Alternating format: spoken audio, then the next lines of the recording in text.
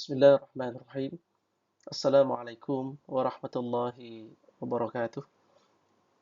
Teman-teman semuanya, para mahasiswa, pada pertemuan kali ini kita akan mempelajari sejarah perkembangan Muhammadiyah, mulai dari gagasan berdirinya, bagaimana dinamika berorganisasi, hingga periodisasi perkembangannya menuju gerakan Islam yang berkemajuan.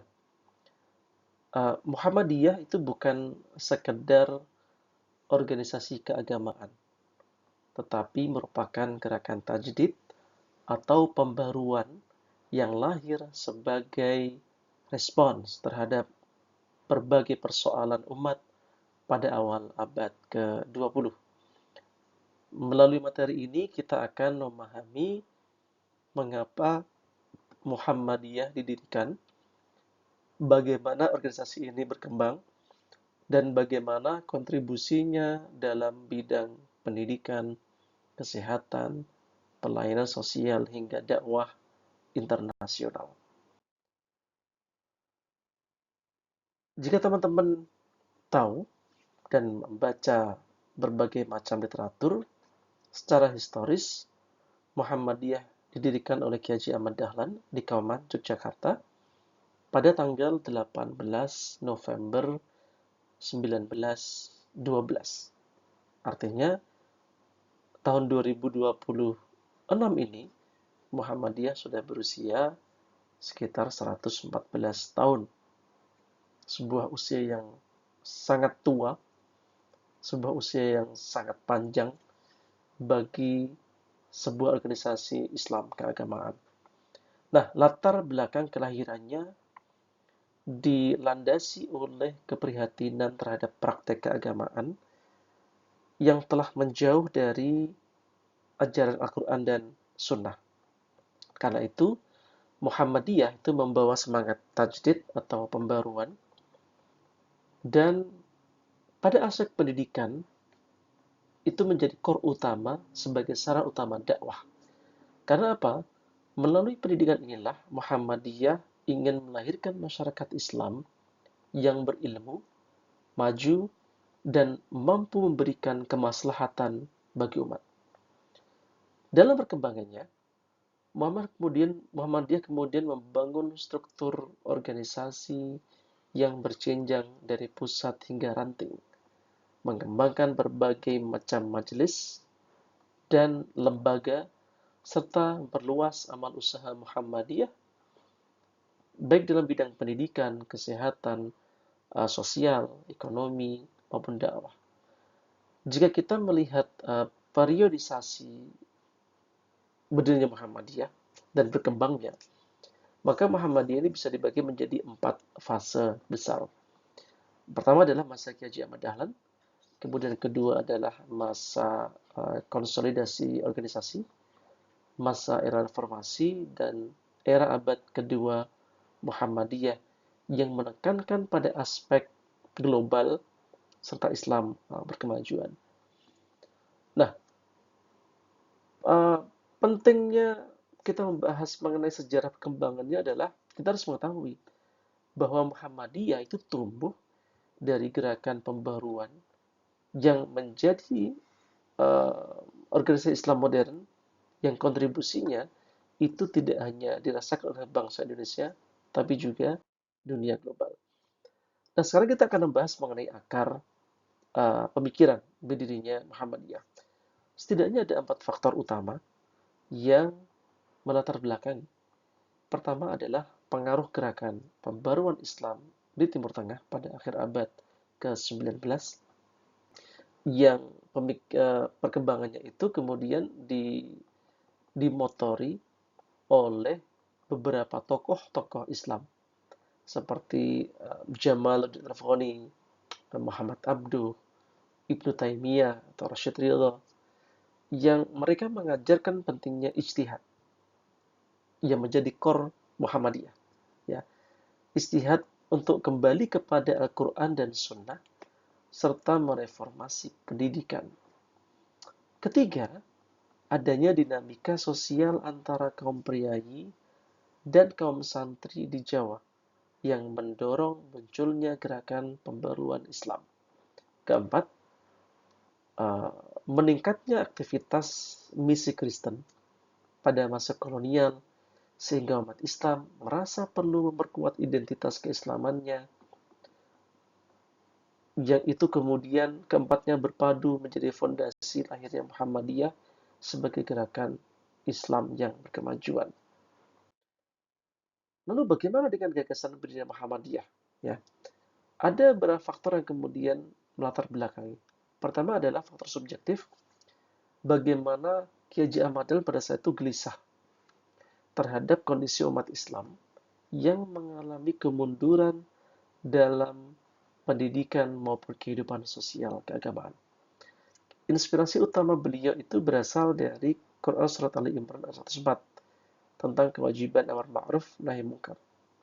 Sementara itu, terdapat faktor objektif yang terdiri dari faktor internal dan eksternal. Faktor internal meliputi perlunya pemurnian ajaran Islam dan perbaikan sistem pendidikan Islam. Karena pada saat itu, yang bisa mendapatkan akses ke pendidikan adalah para bangsawan, ya, para priai. Sedangkan golongan menengah ke bawah, mereka tidak bisa mendapatkan akses pendidikan. Kemudian, faktor eksternalnya adalah meliputi kolonialisme Belanda, kristenisasi, dan munculnya gerakan pembaruan Islam di Timur Tengah. Nah, dari itulah kemudian Muhammadiyah muncul berdiri sebagai organisasi Islam yang berlandaskan Al-Quran dan Sunnah untuk kemajuan umat.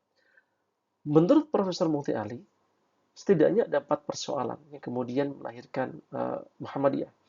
Pertama adalah masalah kemurnian ajaran Islam, di mana pada saat itu banyak praktek keagamaan yang dianggap bercampur, ya, dengan tahayul, bid'ah, khurafat, dan adat yang tidak sesuai dengan Quran dan Sunnah. Kedua, lemahnya sistem pendidikan Islam yang masih tradisional dan kurang relevan dengan perkembangan zaman. Ketiga, meningkatnya aktivitas misi Kristen yang didukung oleh pemerintah kolonial. Keempat, kurangnya kepedulian intelektual umat Islam sehingga umat Islam mengalami stagnasi dalam ilmu pengetahuan dan kepemimpinan. Nah, sebagai respon terhadap 4 persoalan di atas, Muhammadiyah itu hadir membawa pembaruan melalui aspek yang saya sebut tadi, ya. Misal kita sebut pendidikan, dakwah, dan pelayanan terhadap masyarakat. Lalu kita akan bahas bagaimana dinamika organisasi Muhammadiyah. Ya, apakah Muhammadiyah itu bisa beradaptasi dan bisa memperkuat dirinya mengikuti perkembangan zaman atau tidak. Pada fase pertama adalah masa perintisan oleh Kiai Haji Ahmad Dahlan dengan fokus pada pemurnian akidah, pembaruan pendidikan, serta pendirian sekolah dan rumah sakit. Fase kedua merupakan masa konsolidasi organisasi melalui penguatan struktur wilayah, cabang, dan ranting. Selanjutnya, Muhammadiyah memasuki fase ekspansi nasional dengan berkembangnya amal usaha Muhammadiyah secara pesat. Pada era reformasi, hingga saat ini, Muhammadiyah memperkuat jati dirinya pada aspek internasionalisasi pada dunia global, ya, kemudian digitalisasi, aspek riset, inovasi, sampai kolaborasi. Kolaborasi yang dijalankan pun tidak hanya pada aspek taraf nasional, tapi juga internasional. Nah, karakter utama yang kita bisa pelajari dari Muhammadiyah adalah mereka adaptif, ya, adaptif terhadap perubahan modern dalam berpikir, berbasis tajdid, berorientasi pada amal usaha, serta memiliki wawasan global. Nah, slide terakhir ini kita akan membahas bagaimana perkembangan Muhammadiyah dari kauman menuju dunia global. Ya.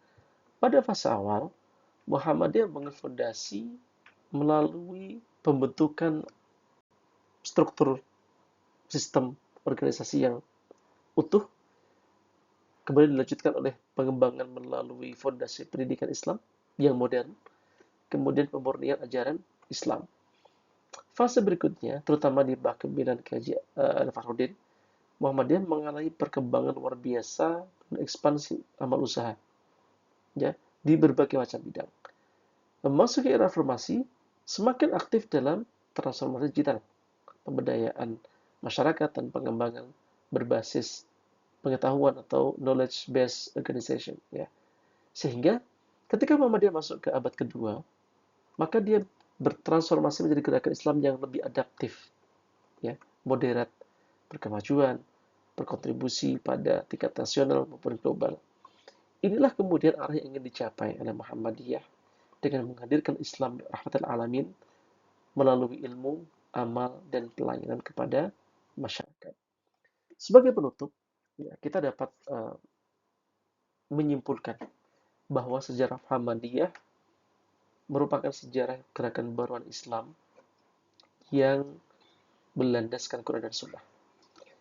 Muhammadiyah lahir dari kepedulian terhadap kondisi umat, berkembang melalui pendidikan dan berusaha, serta terus bertransformasi menjadi organisasi Islam modern yang beri kontribusi bagi Indonesia dan dunia. Semoga melalui materi ini teman-teman tidak hanya memahami sejarah, ya, tetapi juga bagaimana mengambil nilai-nilai Muhammadiyah baik dari aspek tajdid, semangat berkemajuan, dan pengabdian kepada masyarakat dalam kehidupan sehari-hari. Terima kasih. Kita tutup dengan bacaan hamdalah dan doa kafaratul majlis. Subhanakallahumma bihamdika asyhadu an la ilaha illa anta astaghfiruka wa atubu ilaik.